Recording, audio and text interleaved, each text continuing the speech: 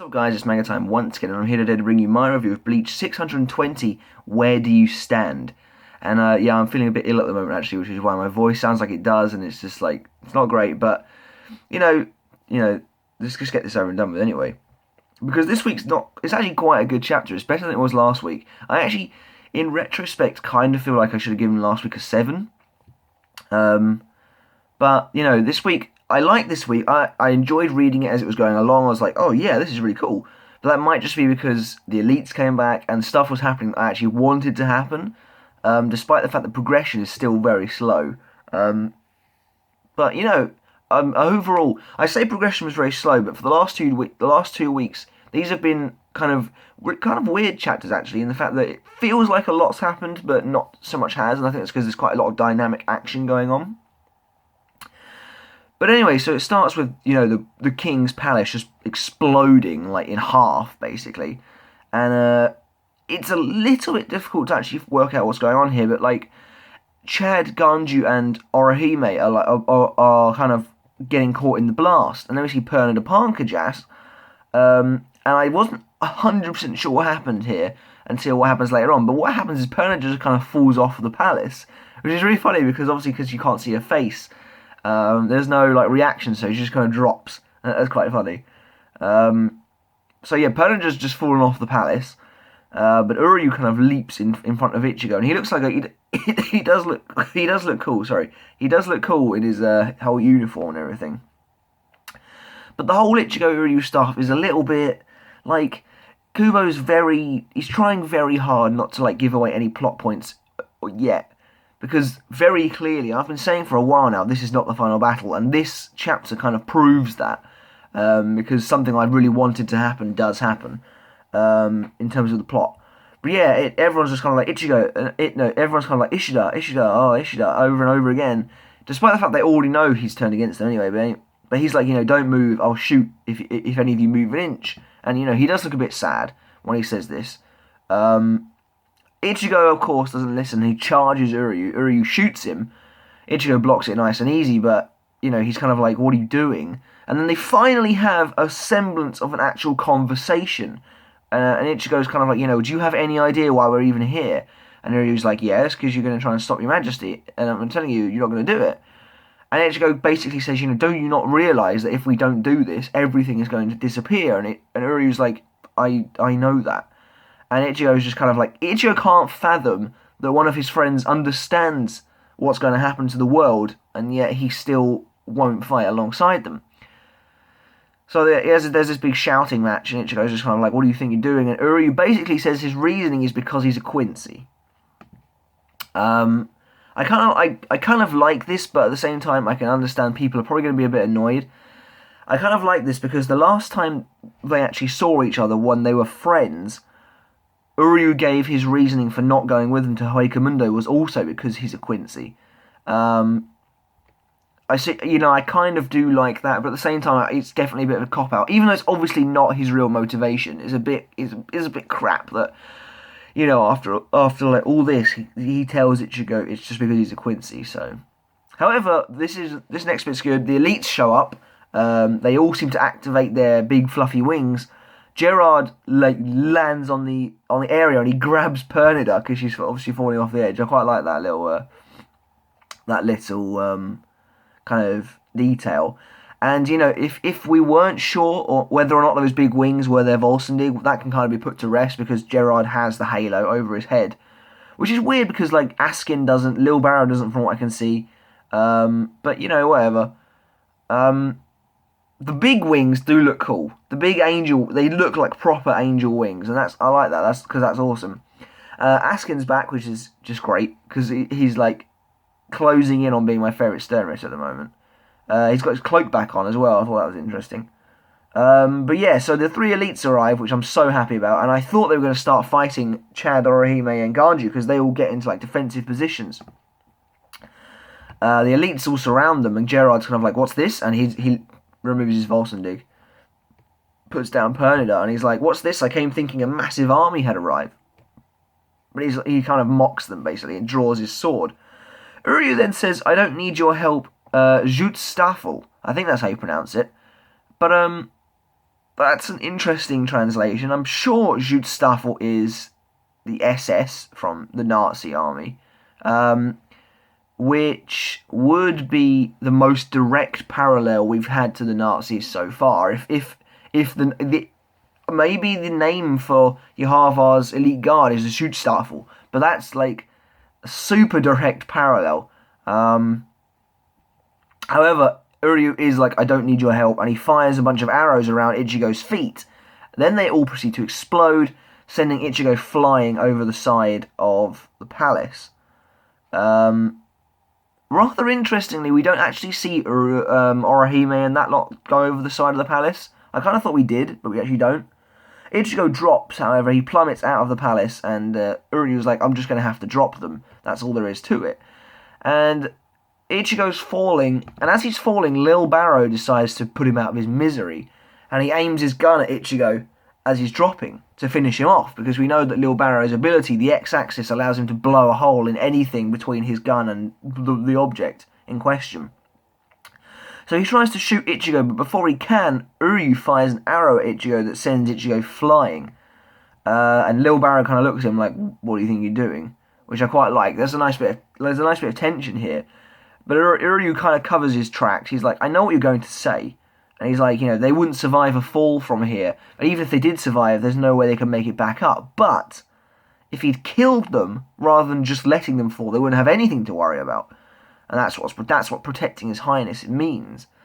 Lil Barrow doesn't say anything, but Gerard arrives, and he's kind of like, well said, newcomer, you have our acknowledgement. And I do kind of like that he's like this. He speaks a bit like Thor. And I have to say, this is one of my favourite parts of the chapter. I just love the whole Elite Guard interaction. And I really hope we get more of this, because it looks like Kubo's planning on keeping them around for a while. So I hope they get, fleshed out as proper characters. They get more interaction between each other. If I wanted to compare them to this Sparta, it looks like Kubo is making these guys the top 3 of Sparta. So, top 3 just because there were 3 of them. There's actually more elites than that. But in terms of, hierarchy, these guys are the top 3 of Sparta. And I just hope they have more interaction, because I really like that we see them kind of talking to each other. I'm just super glad that Kubo didn't kill them off against Oetsu. So, I did kind of think the Elite Guard would fight Orihime, etc. Although they might still do, because I'm sure we haven't actually seen them all disappear. Although presumably they are gone. I think on that explosion, you kind of see them dropping out of the palace, and it breaks off into like multiple bits at the bottom. So that could be them. So I'm just going to assume they have dropped out of the palace as well. And that is what I really wanted to happen, because I've been saying for ages now this isn't the final battle, and because honestly they've just been completely outclassed. There's no way they'd stand a hope in hell against the Elite Guard. I mean, Yoruichi's already been sent flying out of the palace, and so they're all dropping down back to the ground again. And that's really good, and I really hope that Yhwach wins, takes over the palace, and takes control of the palace for a little while. Gives us some interaction from the bad guys, gives the bad guys some panel time, and then the good guys return back up and will eventually win. So it's when Gerard is like, you have our acknowledgement, Uryu smiles at him, and then Yhwach appears in front of Mimihagi-sama and the Spirit King. And this is when things get a little bit weird. Basically, the Spirit King tries to attack Yhwach. His hand, lunges for Yhwach. And this is kind of weird, because I'm pretty sure the last time we saw this, Yhwach was ripping it off, but whatever. So Yhwach finally reaffirms that he is, in fact, the Soul King's child. And he's like, are you trying to drag me down, your own child? To which he basically blasts the hand. And he's like, despite the fact you can see the future, you can't see the difference in our strength. He says you're now far inferior to me, implying that at one point the Soul King was more powerful. Yhwach then picks up the hand, and then there's this really awesome panel where he's like, I'll be taking your powers. And he's like all this shadow is going into his hand and everything. He looks like a badass. We then go back down below very briefly, and the Shinigami still haven't left the fucking Seirei. Seriously, the panel has been open now for 2 chapters. Just go inside it. The portal, I don't know what they're doing. But anyway, the world is shaking again. The world is collapsing again. So presumably the Soul King, well, Mimihagi has been destroyed, so the Soul King is dead again. And then we get, stuff is starting to get really weird here. Yhwach says, I'll be taking everything that belonged to the Soul King, and we see that he's got like the Mimihagi symbols going up his face. It looks like it's almost taking over his body, because his actual eye seems to have changed as well. It's no longer, he doesn't have three pupils in that one eye. It's like become some big black eye. It's kind of hard to say exactly what's going on here, but he appears to be absorbing the Soul King, and it's changing how he looks. We then get a group shot of the elites. Pernida is definitely a girl, I think. She's obviously the shortest in the group by some way. Pernida's definitely a girl. But anyway, Yhwach, like, puts his hand on the Soul King's chamber crystal thing. He's like, we'll put the Seirete aside for now. And now the end of this chapter is weird, but I think incredibly foreboding, and it does make me very excited for next week. Yhwach now has these lines on his arms, and I definitely think he's undergoing some kind of a transformation here. He has these lines on his arms, and he's like, I'm going to absorb the Soul King, and until I'm done, don't let anything get in my way. And he has like lines on both sides of his hands, and it's kind of difficult to say what happens here, because he lifts his hand up, and then he possibly points downwards, and he shoots this black line from his hand. And as he does so, there's this massive explosion at the bottom of the King's Palace, and it shoots a black line straight down to the Soul Society. And that's the end of the chapter. And I just want to point out a couple of things that I think could be happening here. I think this could be a big turning point in the plot. But first of all, I want to point out just how much that last panel looks like a sword. With the Soul King's Palace being the hilt, the explosion looking like a guard, and then the black line shooting down looks like a sword. Looks like a sword raining down on the Soul Society. Which would be kind of awesome. And it looked, so basically Yhwach's like, don't let anyone get in my way while I'm absorbing the Soul King. So he's basically telling the elites to protect him. I don't know how anyone's going to get in their way, because they seem to have sent Ichigo and that lot back down again. So yeah. But as for what I think that might be going on here at the end of the chapter, as Yhwach absorbs the Soul King, he's obviously going to take on a different appearance, I think. But not only that, I feel like we're going to see a visual representation of this. The palace is going to change. It's going to look like Yhwach's palace. He's going to transform the Soul King's palace and the royal realm in general, just to look like his own making. And I think this is going to, when I said this is going to be a big turning point in the plot, I think this is going to be Yhwach's victory now. He's going to take over the palace, change the palace into his own, and, you know, his own elite guard are going to be like his own proper royal guard. And yeah, basically this is Yhwach's victory. He sent Ichigo and the others flying. They're obviously going to regroup with the Shinigami. The whole reason the Shinigami haven't left yet is so they can leave with Ichigo, I think. But I don't really know why, because I just don't think Ichigo's ready, and they are not ready to fight them yet, but we'll see. It is getting a little bit crazy how much Ichigo's going back and forth between the Royal Realm and this arc, like, just with no end in sight, but at the same time, you know, it kind of is necessary. When the Royal Realm plays such a pivotal role in the final arc, you know, it's kind of necessary to have them fly back and forth. But that's pretty much it for this week's chapter, guys. I did enjoy it a lot. I'm going to give this one probably an 8 out of 10 as well.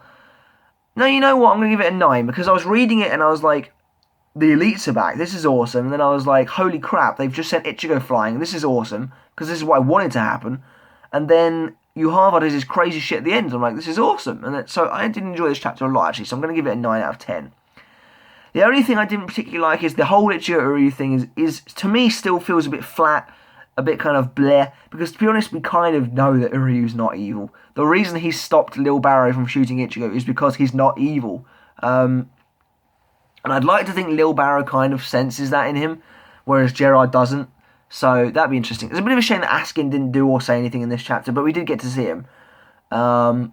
So yeah, from this week, guys, a 9 out of 10. I thought it was a very solid chapter this week, a very enjoyable chapter, and hopefully Yhwach properly starts his takeover next week, and we'll see some crazy stuff happening when this sword arrow thing hits the ground below. Something bad might happen, like really bad might happen. He might start absorbing Shinigami left, right, and centre, because Hashvolf did say to Uryu that time that Yhwach can take the souls of Quincy and Shinigami that have been infected by his soul. But so far he hasn't taken any Shinigami souls, so maybe he will start doing that now. But yeah, that's it from me this week, guys. Let me know in the comments below what you thought of this week's chapter. Please subscribe and give this video a thumbs up, but I'm ill, I'm going back to bed. So, see you guys next week. Bye.